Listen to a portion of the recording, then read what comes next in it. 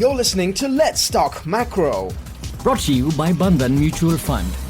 Hello, everybody. Welcome to Let's Talk Macro, the podcast on macroeconomics by Bandhan Mutual Fund, where we discuss interesting global and domestic macroeconomic topics and events. I'm Ahalya, your host for the day, and as per usual, we have with us Sreejith Balasubramanian, economist in the fixed income fund management team, here to give us all the details about everything we need to know on the macroeconomic front right now. Hi, Sreejith. Welcome back. How have you been?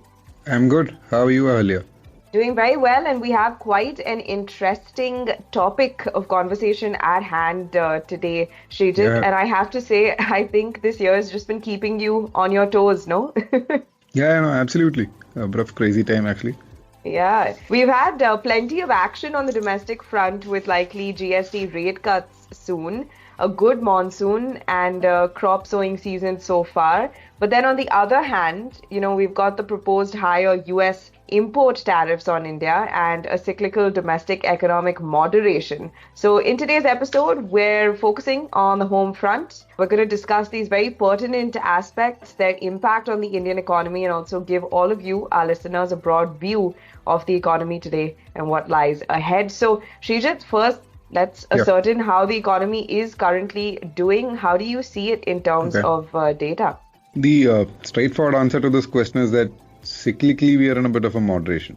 So year-on-year growth in corporate and income tax collected, say till end of June this financial year, is negative. And credit growth, so consumer leverage, has been softening. And industrial production and vehicle sales growth have been modest. But we've seen tax collection in recent years, for example in FY24, early part of FY24, rebound after a slow start. So we'll have to wait a bit for that. CPI inflation has been very soft, and the outlook for the next few months is benign. We know monsoon rainfall progress has been quite good this year, and kharif crop sowing, particularly in food grains, has also been good. Reservoir levels are up again. So overall we have moderation, but pockets of data holding up quite well. Of course, there are uncertainties on the trade front, and the global growth outlook in general is softer this year. Okay, perfect segue, because that is my next question. Given the uncertainty on the trade front, right, how do you see the impact of the higher tariff announcements that were recently made by the US playing out, and how exposed are we to this possibility? Is this very real that we actually have to contend with? Can we just live in denial for a bit longer? Yeah, so the US has imposed 25% reciprocal tariff on India, and an additional penalty of 25% for our import of Russian crude oil. And this is supposed to take effect from 27th of August. So we'll have to see how that plays out. But first thing is that the around 20 to 30% of our exports to the US, like electronics, pharma, and so on, are exempt from those tariffs. So the rate that we're talking about is applicable on the remaining, let's say, 70 to 80% of goods. But the effective rate, therefore, is still quite steep if you compare it to the higher tariff rate that has been imposed on other countries. Our rate sort of stands somewhere on the top as it is now. The 25% tariff with the exemptions, therefore, could have an impact of around 30 basis points on GDP growth this year, that is FY26. The impact on current account deficit should be marginal, given there has been already some front loading of exports to the US and therefore related imports as well. But again, and let me reiterate, a lot of this will depend on the final numbers, exemptions. We've seen pauses before any sort of a response from India, etc. But these are the broad contours in terms of numbers. And again, let's remember the share of exports, that is of goods and services in India's GDP is around 21%, which is lower compared to some of the other emerging market economies. Particularly our Southeast Asian export-focused economies.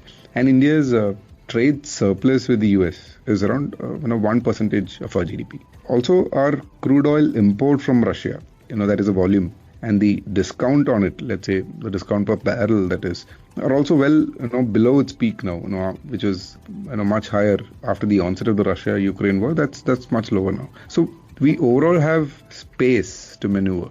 Okay, so that's interesting because this uncertainty is basically, accompanied by some space there as well. But given Yeah. the cyclical moderation in the trade uncertainty, Sreejith, what counterbalances do we have within the economy? And also, what measures are we seeing in terms of policy action? Is this already being implemented?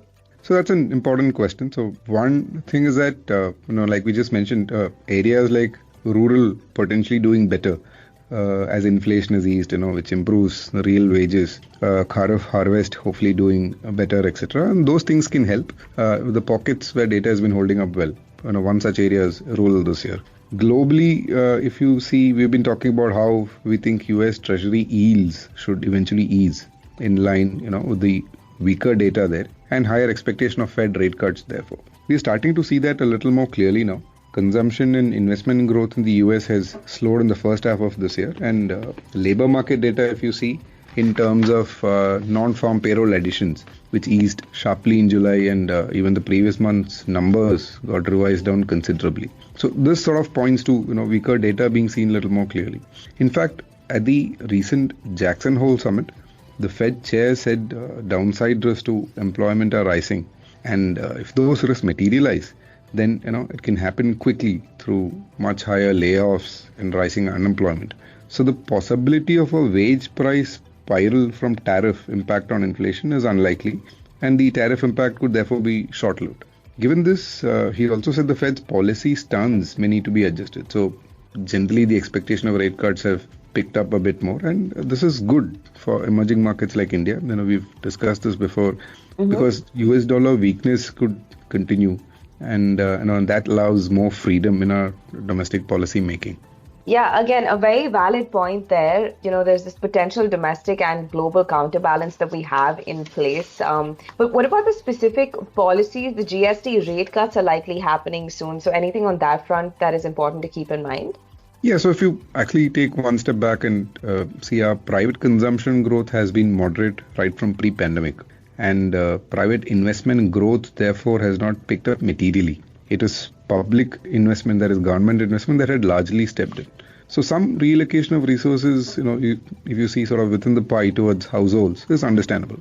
In the budget, that is the FY26 budget, we saw income tax cuts, right? And now GST rates rationalization is likely happening soon, with media suggesting the 12% slab could get merged with the 5% rate slab. And many items in the 28% slab could get merged to the 18% slab.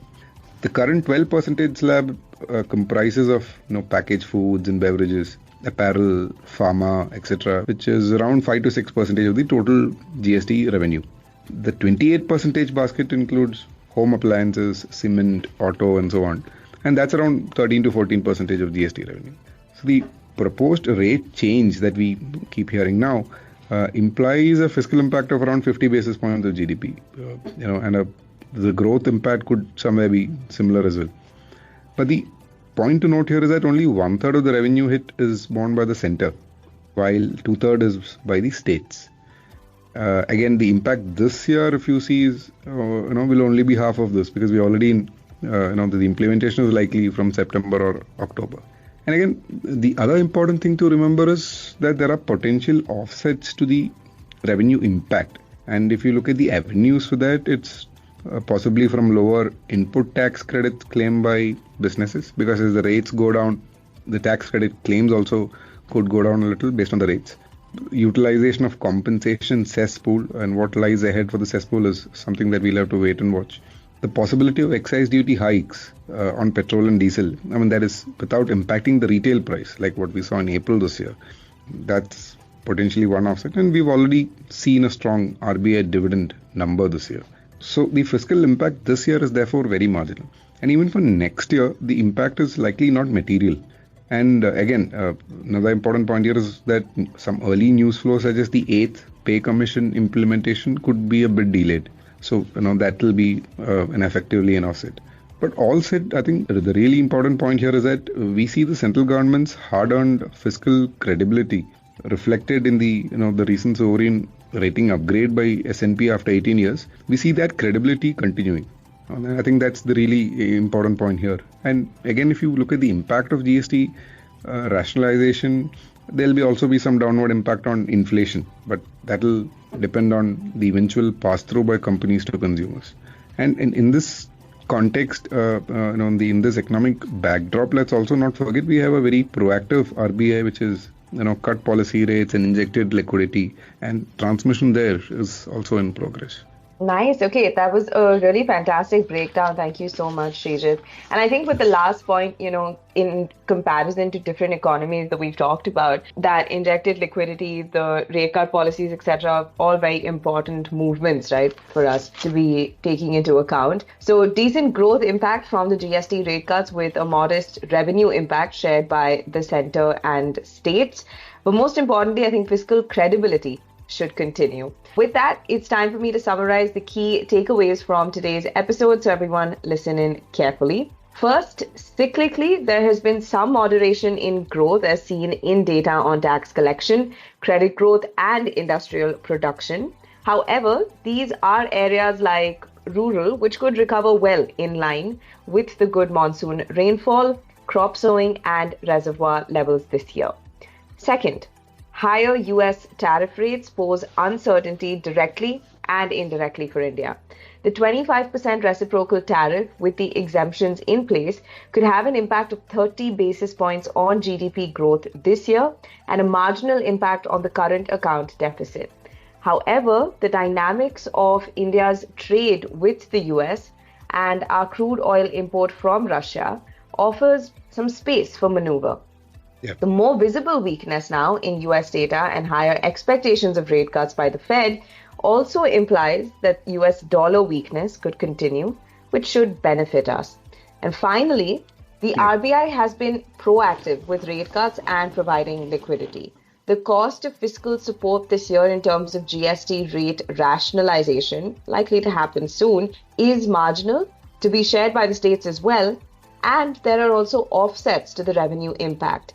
We'll also have to see the timeline of the 8th Pay Commission implementation, given the possibility of a delay. Overall, don't really see any reason for an abrupt change to material fiscal expansion by the centre. So the hard-earned fiscal credibility, as acknowledged by S&P also during the recent sovereign rating upgrade, should continue. With that, we arrive at the end of today's episode and this month's macroeconomic rundown. Thank you so much, Sreejith, for joining us. I'm pretty sure this discussion was very useful for everyone listening in today.